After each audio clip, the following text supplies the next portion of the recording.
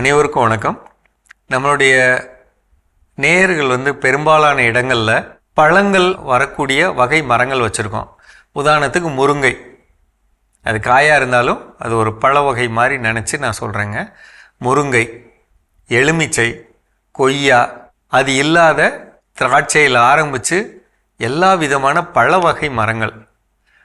இந்த மழைக்காலத்தில் நம்ம என்ன செய்யணும்? மழைக்காலத்தில் பொதுவாக மரங்கள் கீழே பூமியில் போதுமான அளவு தண்ணி இருக்கும், மழை பெஞ்சு தண்ணி இருக்கும். ஆனால் அந்த மரங்கள் எடுத்துக்காது, தரையிலேருந்து எடுத்துக்காது. காற்றில் ஈரப்பதம் இருக்கும், காற்றில் மழை பெய்யக்கூடிய அந்த இலைகள் மூலமாகவே தண்ணீர் உள்ளே போகும். அந்த மாதிரி ஒரு அமைப்பில் நம்ம இலைகள் வழியாக கொடுக்கறதுக்கு தெளிப்புக்கு முக்கியத்துவம் கொடுக்கணும். நம்ம என்ன பயப்படுவோம்னா, நம்ம தெளித்தா அது கரைஞ்சி கீழே போயிடுச்சுன்னா என்ன பண்ணுறது? இதுதான் நம்மளுடைய வருத்தமாக இருக்கும். என்னை பொறுத்தளவில் நான் என்ன செய்யணும்னா, நீங்கள் அப்படியே கரைஞ்சி போனாலும் அது எங்கேயும் போகாது, உங்கள் நிலத்தில் தான் இருக்கும். நீங்கள் தெளிக்கணுன்னா எந்த நேரத்தில் மழை இல்லாமல் இருக்கும், நம்ம தெளித்து முடித்து குறைந்தபட்சம் 1 மணி நேரம், அதிகபட்சம் 3 மணி நேரம் எங்கே மழை இல்லாமல் இருக்குமோ, எப்போ இருக்குமோ அப்போ தெளிச்சிருங்க. ஆனால் மழைக்காலத்தில் தெளிக்கிறது முக்கியம். என்ன தெளிக்கணும்?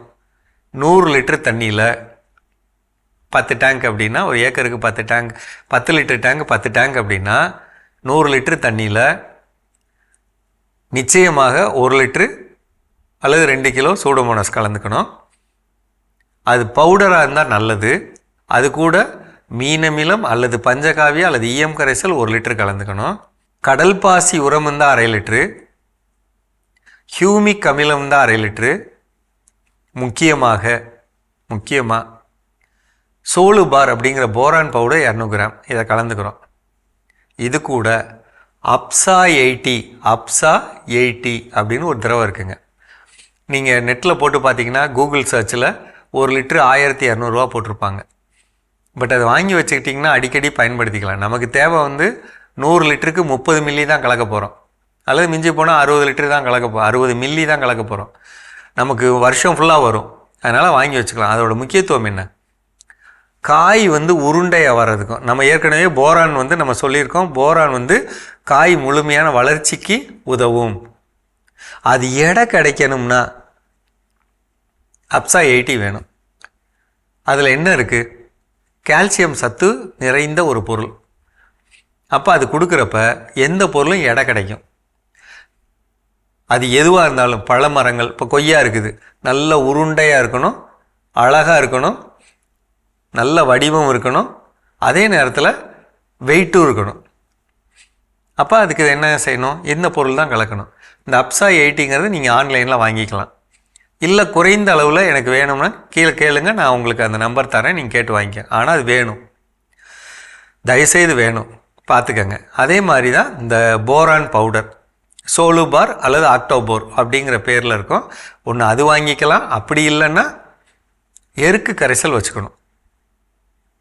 மழைக்காலங்களில் 15 நாளுக்கு ஒரு முறை தெளிக்கிறது ரொம்ப முக்கியம். யாருக்கு ரொம்ப முக்கியம்? மாமரம், மலைகளில் ஆரஞ்சு பழம், காஃபி, பப்பாளி, எலுமிச்சை, இது எல்லாத்துக்கும் முக்கியம். தயவுசெய்து தரையில் கொடுத்துட்ருக்க வேண்டாம். முடிஞ்ச அளவுக்கு தரையில் கொடுக்குறத தவிர்த்துக்கலாம். தெளிப்புக்கு நீங்கள் அதிக முக்கியத்துவம் கொடுங்க. நிலத்துக்குள்ளே போய் கொடுக்க முடியல, அதிக களித்தன்மை இருக்குது, பவர் ஸ்ப்ரே இருக்குது பார்த்தீங்களா, வரப்பில் வச்சுக்கிட்டு 200 லிட்டரில் கலந்து பவர் ஸ்ப்ரேயிலே அடித்து விட்றலாம். அப்போ பவர் ஸ்ப்ரேயில் அடிக்கிறது ரொம்பவும் நல்லது. அப்படி செய்கிறப்ப நமக்கு எந்த விதமான குறைபாடு இல்லாமல் தெளிச்சிக்கலாம். அதே நேரத்தில் பயிருக்கு வேணுங்கிற சத்துக்களை கொடுத்துடலாம். நான் சொன்ன பொருள்களில் ஏதாவது உங்களுக்கு சிரமம் இருந்ததுன்னா கீழே கேளுங்க, நான் உங்களுக்கு வேணுங்கிற சொல்கிறேன். மீண்டும் சந்திப்போம்.